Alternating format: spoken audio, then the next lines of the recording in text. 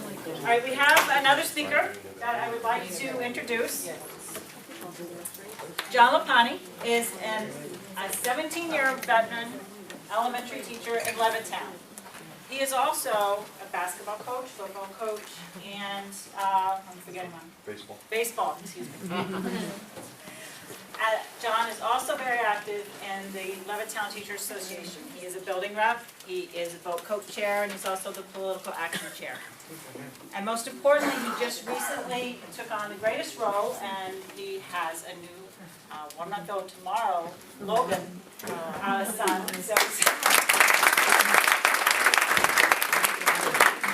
which has heightened his passion behind protecting public education. John is a presenter on the tax cap, which is a big concern. Even, the testing, Common Core, however you look at it, yes, it's all a big issue, but that tax cap, if that is not changed and if that's not addressed, this is going to be minor. So John is going to present, and let's welcome John Lipani. Thank you for having me. Basically, first off, having a colicky baby, this is a night out for me. Right? I haven't slept in, I can't even tell you. Yeah. It'll take me a sip of that, trust me, that's it. But it's really an honor to be asked to speak here tonight, because this all started for me personally. Like you heard, I was 17 years in Levittown, and I've seen education changing drastically over the last few years.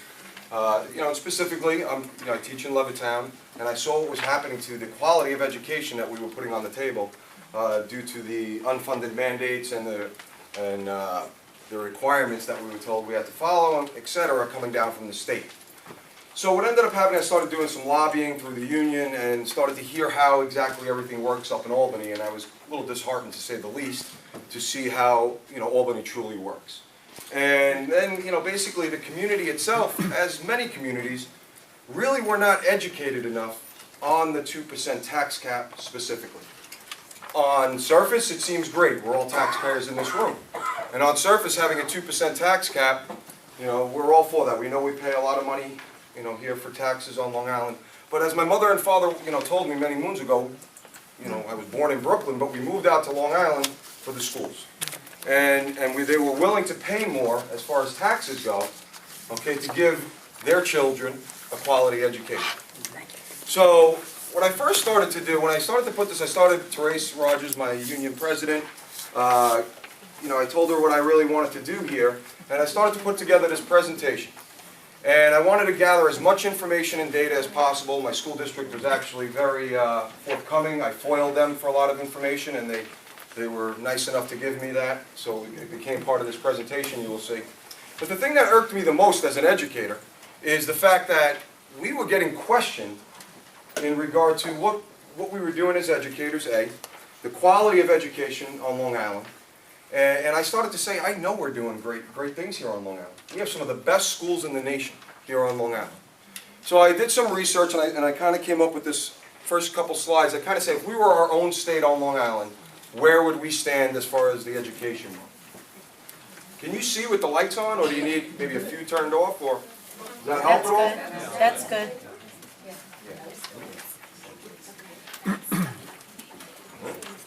There we go. If Long Island was a state, when I did my research, basically we would be ranked #1 in the nation in high school completion rate. If Long Island was a state, we'd also be ranked #1 in the nation in Intel semifinalists. As of last year, 54 Long Island high schools ranked in the top 7% of high schools in the nation. That was found in the Washington Post. 21 Long Island high schools ranked among the top 300 as far as best schools in America. 50% of Long Island graduates earn a Regents diploma, not just a Regents diploma, with advanced designation, compared to 27% for the rest of New York State. And personally, from my district, both our high schools ranked in the top 1,000 nationally. So we were very proud of that. So obviously what we're doing on Long Island didn't really necessarily need to be changed. We didn't need all these mandates coming down as if we were doing something wrong. We were producing a product that was, they talk about college ready. I think we were making our students college ready. And then the effect of the 2% tax cap comes into play. What I like to do when I speak to the community is to, the PTA allowed me to go from building to building and present this PowerPoint presentation. And it was amazing, realistically, how many community members just had no idea of the effect of the 2% tax cap. And it really got the ball really rolling, and one of your liaisons, Mary Ann, helped me start promoting this throughout Levittown. I even got invited to PTA council meetings, etc. So here are the facts that everyone needs to know right from the get-go. It took effect in 2012. It's in effect till 2016. Now, what I learned up in Albany is they're pretty smart up there, and they know how to get things done if they need it to get done. They tied the fate to the tax cap to a law that regulates rent control. So right off the bat, you knew where many of the areas that we'll get to stood: New York City, Buffalo, Rochester, etc. Okay? The maximum tax levy increase of a previous year's tax levy has a few exceptions. The allowable exemptions in the law can also increase the maximum tax cap levy. So basically, if the cost of living goes up by 1.4%, then your tax levy can only go up by 1.4%. Now, the ironic thing is that the big five, they call them, New York City, Buffalo, Rochester, Syracuse, and Yonkers, they are obviously, as it says, exempt from this law, which many people were not aware of. Voter approval is, I'm sorry? Why are they exempt? They have the power, is the way I guess say. They won't stand for it, and they realistically have a lot to say when it comes to what's going on up in Albany. Yeah, they also don't fund through property tax. So we fund it differently in the suburbs and the rural areas, so that's part of the reason for it. The voter approval is still needed on school budgets. If the budget is defeated twice, the district may not increase the tax levy from the previous year, so it becomes a zero. I put down what Levittown's was last year. We don't need that. The part that I guess, I'm a history teacher, and the part that irks me the most as a history teacher in this great country we live in is what happened to one person, one vote. And that's what we've lost with this particular situation we have here, is the one person, one vote. Why did Jeanette's vote become more than my vote? I'm just using that as an example. Okay? So with a 60% voter approval, the 2% cap can be increased. Okay, so you need 60% of your community to pass a budget that is more than the 2% cap. Can I just say something there? Of course. Because we're sort of working together on this. Even Ronald Reagan didn't get 60% of the vote. That tells you how hard it is to get 60% of the vote. So it's almost an impossibility, at least long term, even if you can do it 1 year. To get it long term, it won't happen. And so our hands are really tied at 2% or lower rate. Yes, or lower. So this, the comparison that's quite often made is, with Massachusetts. So I did a lot of research to try and find out how it all went down in Massachusetts. And some of the things, I'm not going to go through it all, that were key to me. If a vote is failed, it goes down in Massachusetts, there's still a 2.5% increase. And so they're still getting more than we are if it fails. Whereas here, it's a zero. Okay? They do not need a supermajority, whereas obviously we know where we stand with that. Economic conditions. State aid history there, which was remarkable to me, is CPI plus 8.6 a year. Here it's only CPI. And the most, to me, a telltale sign is the students in poverty. 28% in Massachusetts, 44% of our students in New York are in poverty. That's a major number, and as we all know, that then means we have to get more resources to them. They need more services. So where is that money coming from? In Levittown, in my school in particular, I happen to teach at the middle school at Wisdom Lane, and we quite often get digs. Why aren't your scores as high as some of the neighboring districts? We have 25% poverty in our school. That's extremely high, 25% poverty. If you compare apples to apples, that's one thing, but they're comparing apples to oranges. Now, the part that irks me the most is how this is affecting the students. I've seen it firsthand in the classroom. Us as the educators in the classroom, I look at us as we're in the trenches. We know what's going on a daily basis. We see how it's affecting them. So basically, while it's called the 2% tax cap, it can become a 0% cap, which is a scary thought. Most costs beyond the local control, such as the pension contributions and healthcare costs, they also fall under the 2% cap. If you have an increase in your school enrollment, that falls under the cap. And this has happened in our school where 2 or 3 more 4th graders move into a district. So now your class size is maxed. Are they going to have the money, and we'll get to that in a minute, to add another class? Can any new programs be implemented? Who pays when state mandates these new programs? DASA, APPR, etc. Any questions on so far? This is the one I've also seen, and my brother-in-law, he's a teacher out east, and he's seen this firsthand. You're getting a lot of infighting within the district. Because now the board is having to make these very difficult decisions. What are we going to cut? Something has to get cut. And you're starting to see amongst the community members fighting going on. The dad's club or the sports club fighting against the drama club, etc. It's going on everywhere now. And it's a major issue even in Levittown where I teach. There's a lot of talk of what's going to get cut next. And it's like groups are trying to step up and say, well, we can't get rid of sports or we can't get rid of music. And it's starting to create a lot of friction within the community itself. Class sizes increase, electives are going to be cut, extracurricular activities are going to be harmed, specialized programs are in jeopardy, and it's already happening throughout the island. Schools are closing. Okay? We'll get to Baldwin in a little bit, what's going on there. Class sizes are increasing everywhere. Will we end up, it says, with 40 in a class?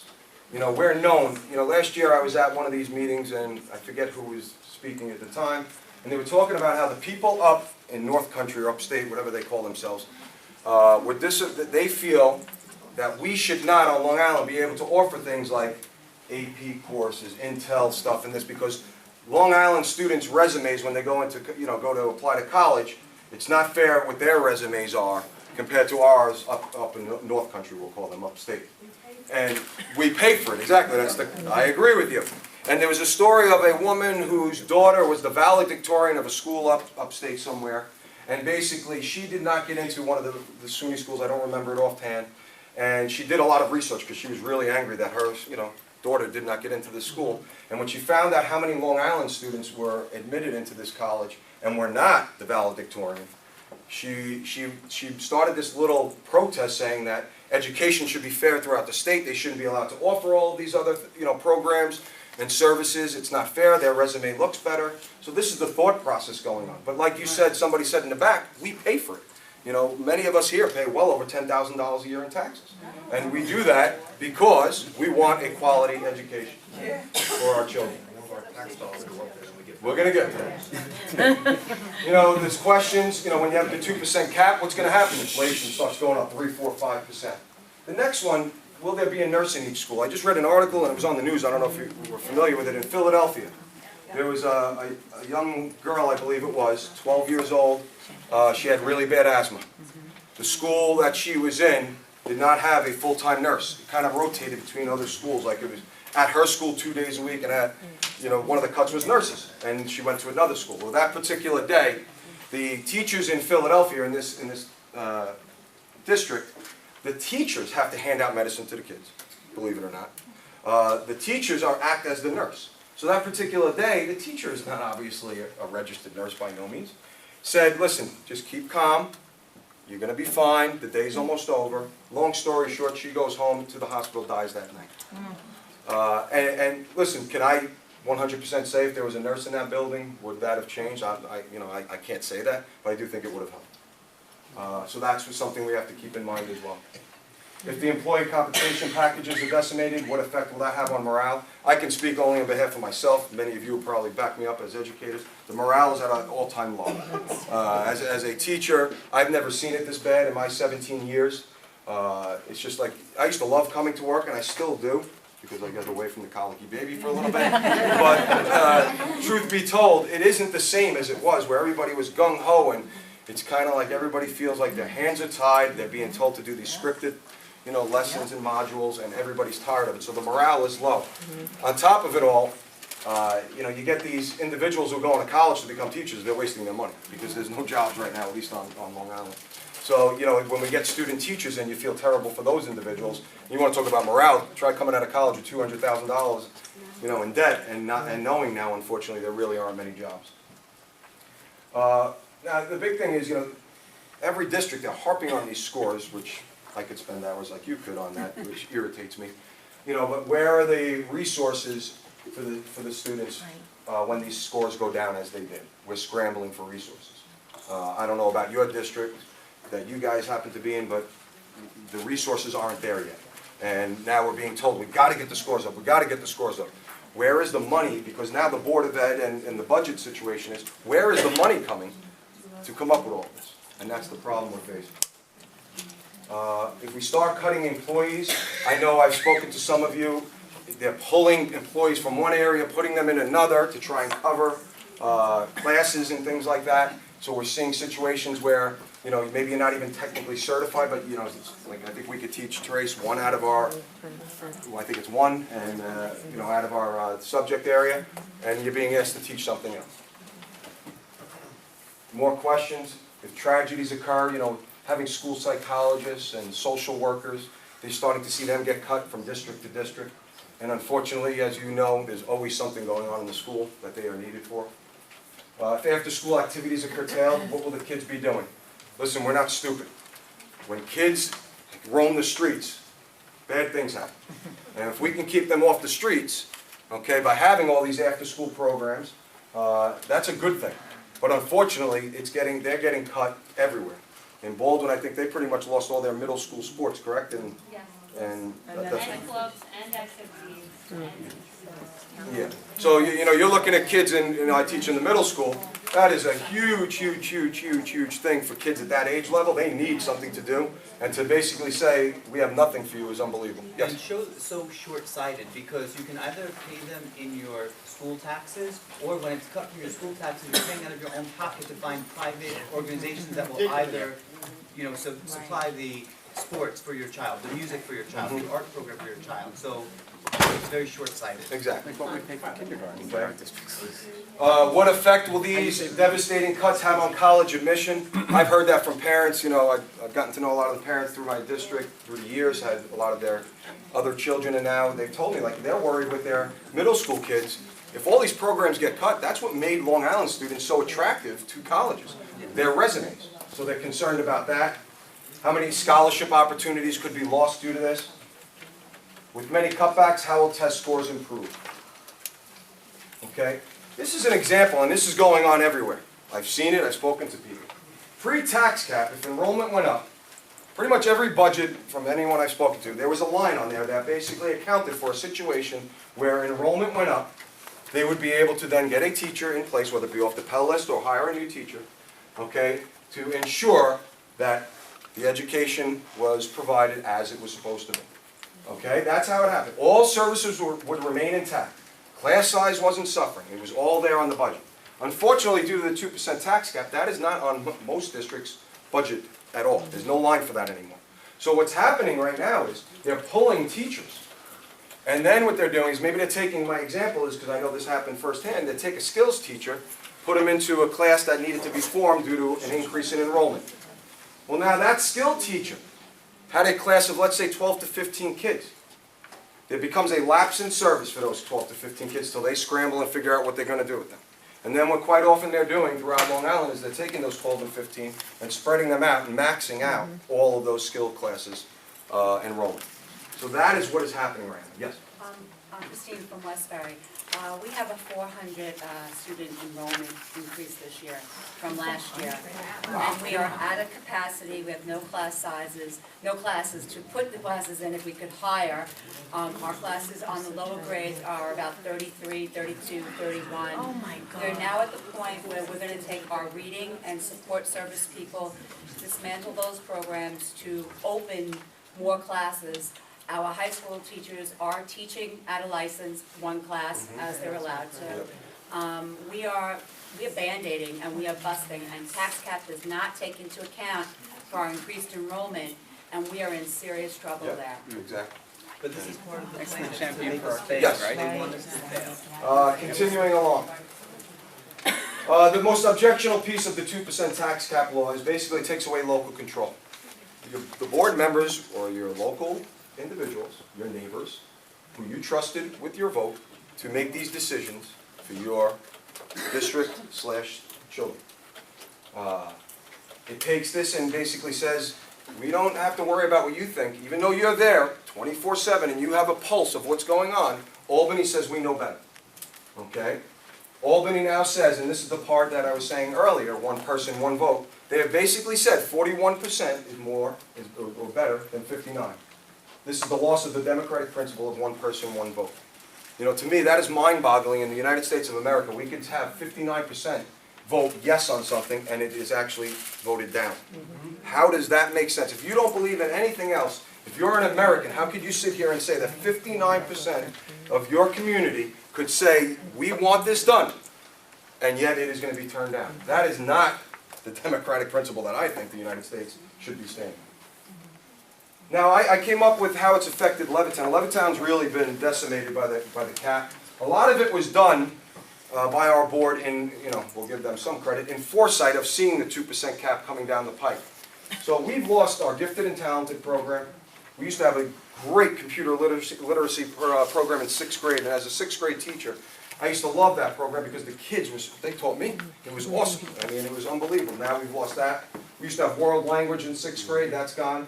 The librarians in the elementary schools, that was a great decision. Let's get rid of the librarians in the elementary schools where they're needed the most, they're gone. We lost many elective classes in the high school already from economics and business courses. We've lost athletic teams, assistant coaches, supervision for athletic events. It's dangerous at some of these games now because they don't have the budget anymore to put on proper supervision. You know, you get a Friday night football game. I know this isn't Texas, but it's pretty good. And you get a good crowd at that game, and you put 2 supervisors on with a couple thousand people. That's dangerous if, God forbid, something happens. Lead teachers in elementary schools, and I think Jeanette kind of touched on it. The elementary schools are getting crushed. And in our district, they used to have lead teachers, so they kind of had somebody there they can lean on to help out the principals. They're basically swimming in the tank by themselves right now. We used to have chair people in each building, and in a time when Common Core came down the pipe, APPR, all this testing, we needed them more than ever to have as a resource, and just somebody maybe to go into the office and say, help me out a little bit. We don't have chair people in the building anymore, and we've lost over, I believe it was 3 years, Therese? 122 we're up to. We're up to 122, the updated number in the last few years in Levittown as far as teachers go. So we've been taking a beating over the last few years, and the sad part is the ones who are suffering the most are the students. Now Baldwin might be able to talk a little bit more about their cuts. As you are well aware of, it was highly publicized what's going on there.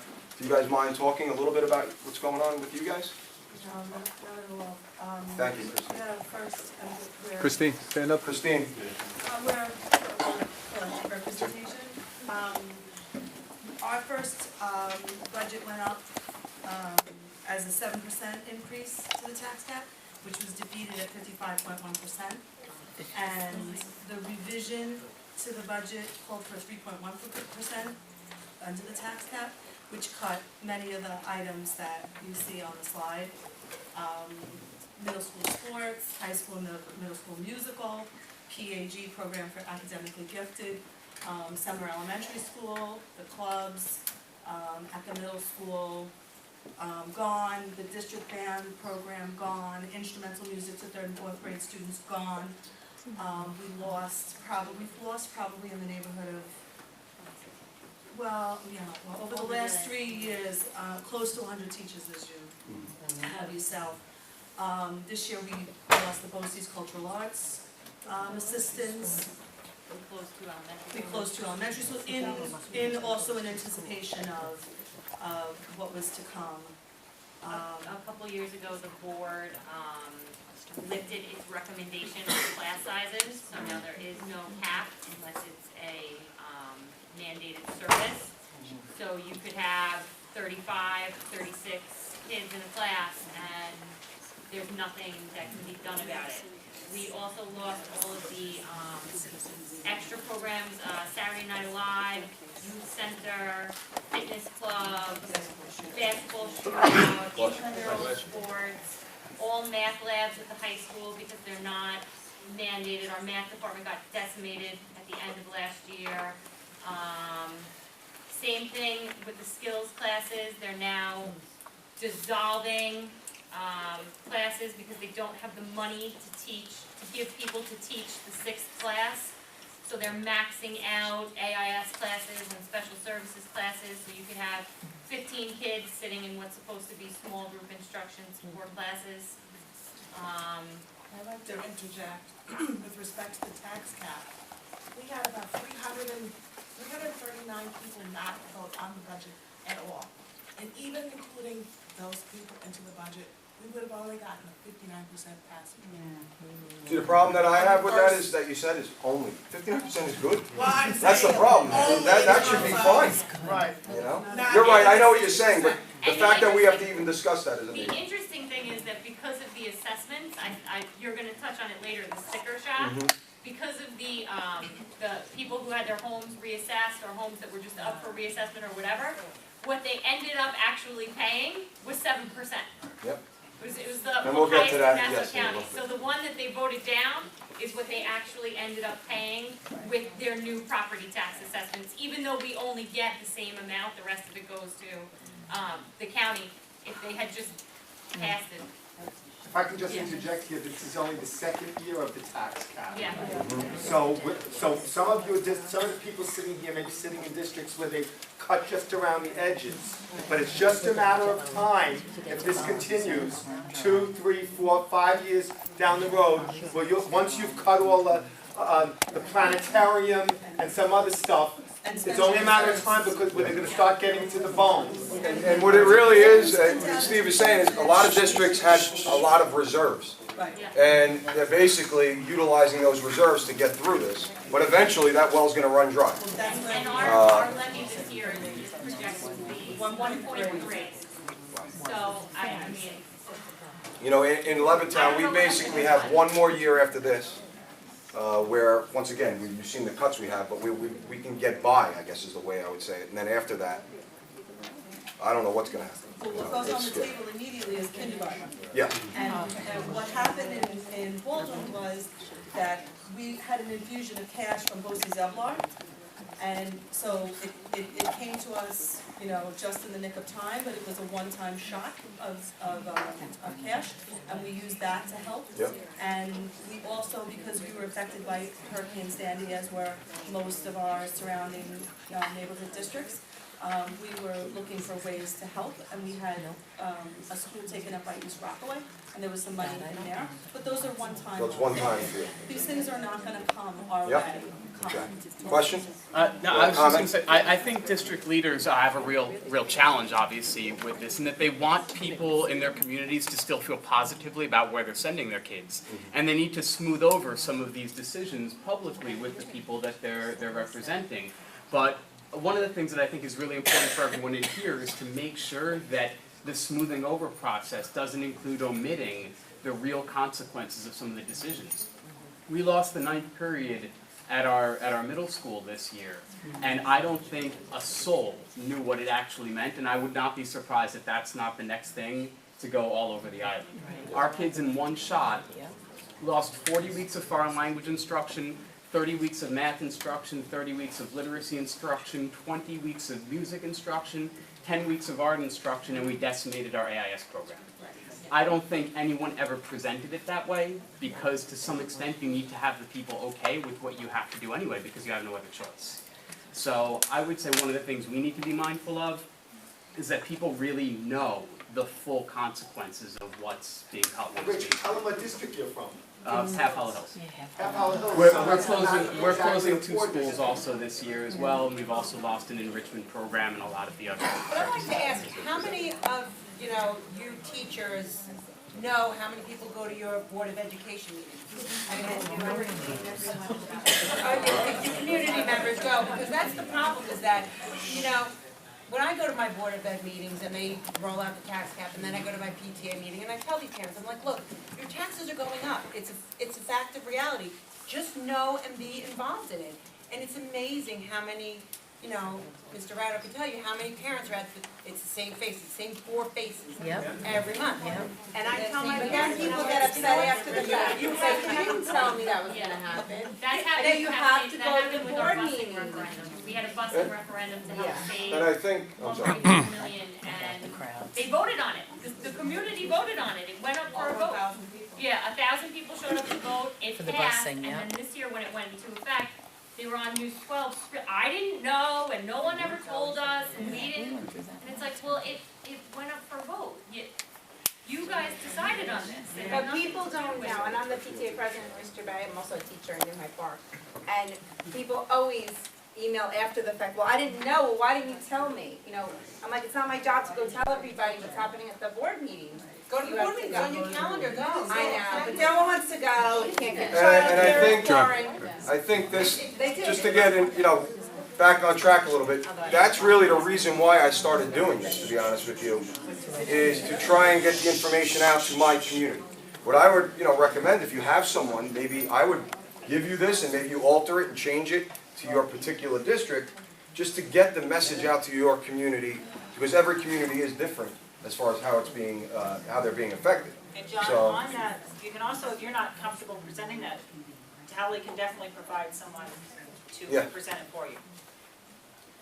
Did you, anybody else? I would have to say that the point that you made, John, about the impact that it's having on the community at large Mhm. is probably the most cleanly felt, that you have an interest group against interest group, the sports people against the music people. There's infighting, there's a large contingent of people who are actively lobbying against the budget, looking to get people to vote no and driving around in big red trucks that say stop the bleeding and have, We're not joking. Right, it's I'm not- president it's- of the Chamber of Commerce. it's an active movement and websites are up there trying to spell false information. So continuing along with Baldwin, the students have increased as far as enrollment goes, up to 25 students. It used to be 22 in the K through 2, 3 through 12. It used to be 25, now they're up to 28 students in a class. There's been numerous reductions from teaching staff, as you heard, about 100 teachers, administrative staff, support staff, and the busing referendum. Now, the part that, and my father-in-law, he's a stubborn, man, and he, at first, before I had to educate him, he kept saying to me, it's you school teachers, you're killing me with my taxes, this and that. And that went over well at dinner, let me tell you. That was a pleasant conversation. But what ended up happening is he got really irritated when his taxes still went up. He goes, I thought I had a 2% tax cap, how did my taxes go up, I think at that point he was ready to boot me away from his daughter. So I came up with this imaginary town called Sunshine, New York. What's happening on Long Island, most people are grieving their taxes on a yearly basis, okay? And that, it seems great, but they're not just gonna say, okay, congratulations, you $2,000 off your taxes. Well, guess what? That means somebody's getting a bill to make up for that $2,000. So, homes that were reassessed, say we had 100 homes and the taxes were cut $2,000. That means we have a loss of $200,000 in Sunshine, New York. We now have, obviously, 900 homes that are not reassessed. We have 20 businesses that have taxes cut $40,000. That's a loss of $800,000. Okay, so we have a total loss of $1 million based on homes and businesses within Sunshine, New York. Okay? That basically means that $1 million is going to be spread over these 900 homes that were not reassessed, and they're going to see their tax increase of $1,111 go up. That's what's happening right now. Okay? And to give you some sticker shock, last May, as we know, many voters approved a budget that resulted in a tax levy somewhere around the 2% range. And then when their bill came, like my father-in-law, they were shocked to see that there was an increase. Okay? I gave you 3 examples, was Garden City, Hempstead, and Syosset. You see what they thought they were getting, and then the sticker shock. Okay? And that was because of the reassessment that's going on, and everyone's grieving their taxes. So, and Baldwin was the example, they would have had the 7% anyway. Well, it's the tax rate, the tax, and people don't understand the difference between the tax levy and the tax rate. Coupled with what happened with Sandy, Yes. it's killing us. This is big in Levittown. You know, you think about what's happening in education right now. All these unfunded mandates are coming down. They're hammering us with these unfunded mandates. But look at the state aid. You would think back in 2008, 2009, we got $52 million state aid. Now, in the year 2012-13, when there is more unfunded mandates coming down than you can imagine, we've had a decrease down to 48 million. So over the 5-year period, we've lost $15 million roughly in state aid. And yet we're being asked to do all of these, you have to do these mandates with yet less money. So I foiled my district because the whole testing thing is, I usually present this and testing, but with Jeanette here, obviously, I did not need to do that. I foiled the district because I was irritated with how much testing these kids are going through. And I saw everything Jeanette is talking about, kids crying, etc. The cost of testing last year for our district was $377,921. We lost 8 days due to the ELA math and science exam, grades 3 through 8. The NWEA, each student lost 2 to 4 hours of instruction. We give it 3 times a year. SLOs, they lost 2 days. We only have 1 computer lab, unfortunately, in our school. 45 of those days were lost in the computer lab, so they can do all of these tests. So that's a scary number right there. And that's a number that, unfunded mandates we're talking about. The unfunded mandates. New York State continues to implement these unfunded mandates and has mandated the Common Core curriculum, which requires extensive teacher training. It's not funded. Further, is chronic testing of our children necessary? Who's paying for that? Once again, us. The part that I heard a gentleman say earlier, and beat me to the punch, the inequity of funds for Long Island.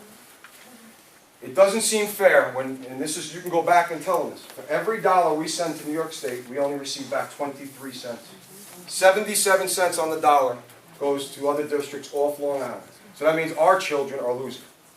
And I'm not sure if you were aware of that, but that's troublesome to me. When we're sitting here and we're struggling, okay, to say that every dollar we send up state, we're getting back just 23 cents. Me personally, I feel like we're funding the state, basically. With the implementation of the tax cap, we have to ask our governor, at what cost is this going to be to public education? This is what I always try and harp on. I said, to the parent groups that I meet with within Levittown, I say, I understand, nobody wants their taxes going up anymore. Why is it got to be on the back of education? Okay, why is it on the back of education? Why should the quality of education suffer due to this? And that's when you start to get them thinking, because I don't care who you are. If you're a parent, you care about your kids. Okay, and you want to see them get the same quality of education that maybe your oldest kid had. Or maybe this is the whole reason you moved to Long Island and you moved into one of these fantastic school districts we have, is you're okay paying these taxes. Why? Because I want my kid to get the best education, have all these opportunities. Okay? That is going to go away. It's not a scare tactic, it's the truth. As Steve said, we're a few years away from mayhem here. And you're starting to see, I know Sachem, out in Suffolk, my cousin teaches there. I don't know what's going to happen if they'll be able to open their doors next year. And that was a fight even last year for them. So this is all reality. And I think, unfortunately, until it hits home, people don't care. And that's the biggest problem that I feel I even have when I go to speak is, until it hits them personally, where it affects them and their family and their kids, they don't want to hear it. But the minute it affects them, then they'll start screaming. Well, it's coming. And we can't wait for it, though. That's the problem. We need to start really mobilizing and getting out to the parent groups and getting to the PTAs and doing, versions of this type of presentation that is tailored to your district specifically so they can say, you may not know this, but look at what we've lost. And I think it's important that they start seeing that. That's really the end of my presentation. I usually like to end if you have any questions, but I think Steve kind of said it. The tax cap is only in year 2, and we already see the ramifications of it. And I really think it's important. The testing is huge. I'm not here to say anything. I'll fight hand in hand about the testing. But the biggest battle we really have to keep our eye on is the 2% tax cap. I'm not sure it's going to go away, but we have to fight to get the 60% supermajority overturned where it's one person, one vote. If we can get that, we've made strides. Okay, but that's really my presentation. I want to thank you all for...